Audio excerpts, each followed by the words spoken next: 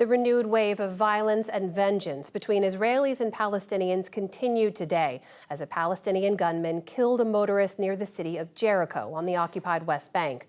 The U.S. ambassador to Israel said the victim was an American, though the man has yet to be identified. The killing comes amid intensified conflict in Nablus and the town of Hawara, also on the West Bank. It's a dark new chapter in an old conflict, punctuated by the worst violence in decades. Overnight, Israeli settlers rampaged through the Palestinian town of Hawara, torching dozens of homes and cars. Daylight revealed the extent of the damage, blackened buildings and burnt-out vehicles. At night, settlers attacked us. I saw them. When they burned the car, my mother went down with a bucket of water to put out the fire. They burned the container, burned the warehouses, burned the storehouse for electrical appliances, and destroyed the house. These attacks were retaliation after a Palestinian gunman killed two Israeli brothers in a nearby Jewish settlement. Thousands of mourners attended their funerals today in Jerusalem, their mother grief-stricken. Two loved ones, my sons, my loved sons, who walk in the path of God. For them I cry. We have suffered a rupture, and there is no one to console us. Just days earlier, an Israeli army raid targeting militants in Nablus killed 11 Palestinians. This latest spasm of violence is showing no signs of abating. Israel is now deploying hundreds more troops to the West Bank.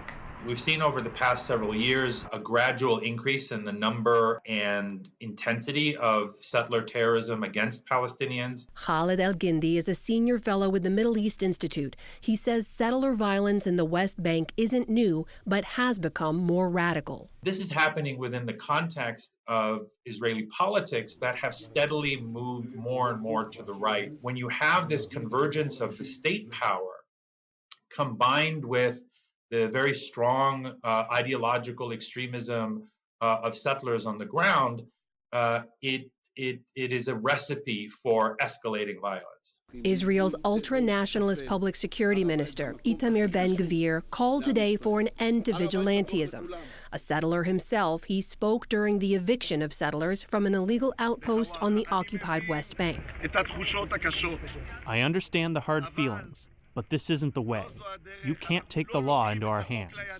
Israel's government, the State of Israel, IDF, the security forces, they are the ones who need to crush our enemies. Israeli Prime Minister Benjamin Netanyahu echoed those same sentiments yesterday. I ask that even when the blood is boiling and the spirit is hot, not to take the law into your own hands. I would like to let the IDF and the security forces do their job. But the recent wave of clashes is exposing divisions in Israel's new right-wing government and fanning tensions. Zvika Fogel, a lawmaker from the ruling coalition, said rampages like the one this past weekend could deter further Palestinian attacks. When there are those who say this enhances deterrence, that is actually the equivalent of incitement.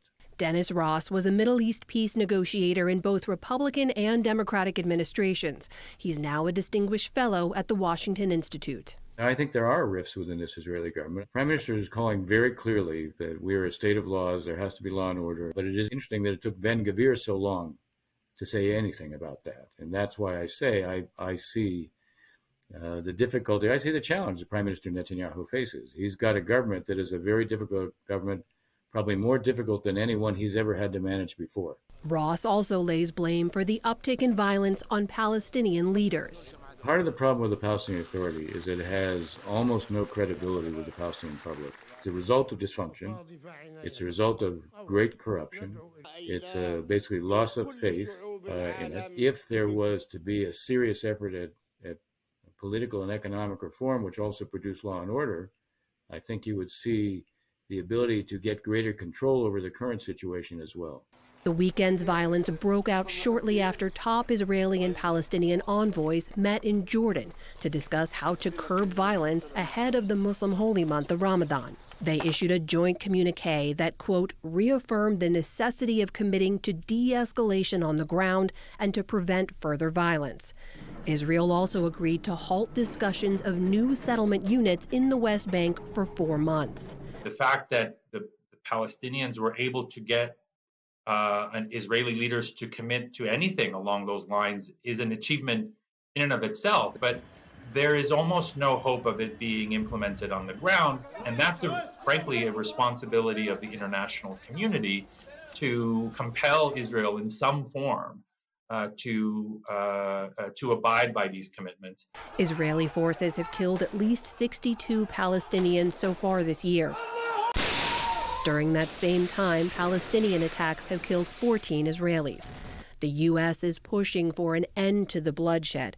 State Department spokesman Ned Price. These events underscore the fragility of the situation in the West Bank and the urgent need for increased cooperation to prevent further violence. But divisions within the Israeli government and increasing Palestinian despair cast doubt on whether they'll answer that call.